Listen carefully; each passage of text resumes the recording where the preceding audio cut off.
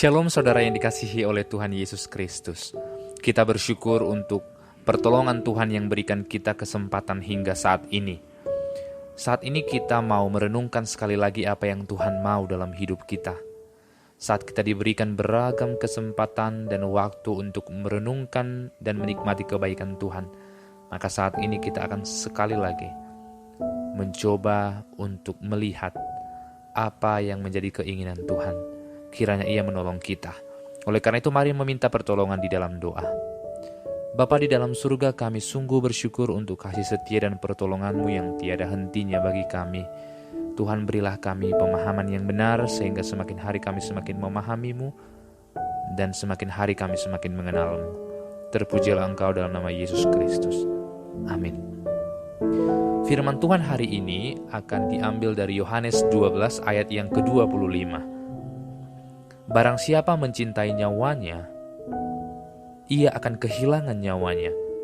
Tetapi barang siapa tidak mencintai nyawanya di dunia ini, ia akan memeliharanya untuk hidup yang kekal.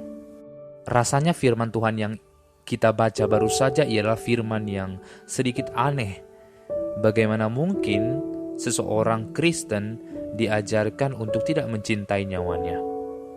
Tetapi sesungguhnya Yesus sedang berkata kepada murid-muridnya saat Ia memberitakan tentang kematiannya. Saat banyak orang yang sudah mencoba untuk mengejar Yesus dan banyak orang yang bersepakat untuk membunuh Dia, dan Dia berkata kepada murid-muridnya, waktunya sudah dekat dan saatnya anak manusia, yaitu Yesus sendiri, akan diserahkan. Artinya Ia akan mati. Tetapi ini adalah prinsip hidup juga bagi setiap orang percaya. Sekalipun Yesus berbicara mengenai kematiannya, tetapi kita memahami bahwa maksud dari ayat ini ialah barang siapa mencintai nyawanya, ia akan kehilangan nyawanya. Maksudnya apa? Barang siapa mencintai nyawanya melebihi Tuhan, maka ia akan kehilangan nyawanya. Mengapa Yesus sampai mau mati bagi manusia? Karena Ia mengasihi Allah Bapa melebihi segala sesuatu, sehingga ketaatan Allah itu adalah hal yang utama. Sehingga barang siapa yang mengasihi nyawanya dibandingkan mengasihi Allah, maka ia akan kehilangan nyawanya. Sehingga kita bukan diminta untuk membenci diri kita, tetapi kita baca di ayat yang selanjutnya, di kalimat yang selanjutnya, barang siapa tidak mencintai nyawanya di dunia ini, ada kata di dunia ini. Artinya apa? Dunia ini dengan segala isinya selalu memikirkan dan mencari apa yang bertentangan dengan kehendak Tuhan. Tetapi barang siapa yang suka kepada kehidupan dan suka kepada hidup yang selanjutnya, mereka adalah orang-orang yang mengasihi Tuhan. Sesungguhnya ketika kita di dunia ini dan rasanya menikmati semua hal yang ada, dan sampai akhirnya kita tidak mau meninggalkan semuanya, bahkan ada orang yang meninggal, rasanya semua harta ingin dibawa ke kuburan, maka itu adalah salah satu bukti bahwa ia mencintai dunia ini dengan segala isinya. Tetapi barang siapa yang tidak mencintai nyawanya, barang siapa yang membenci dosa ini, membenci tubuh yang berdosa ini, maka ia akan memeliharanya untuk hidup yang kekal. Sehingga kita sekarang diajarkan bagaimana untuk mengasihi Allah melebihi hidup kita sendiri, mengasihi Allah melebihi diri kita, dan mengasihi Tuhan melebihi apapun. Karena kita tahu hidup kita yang sekarang adalah hidup yang sementara, dan hidup kita yang bertahan lama ialah hidup dalam kekekalan.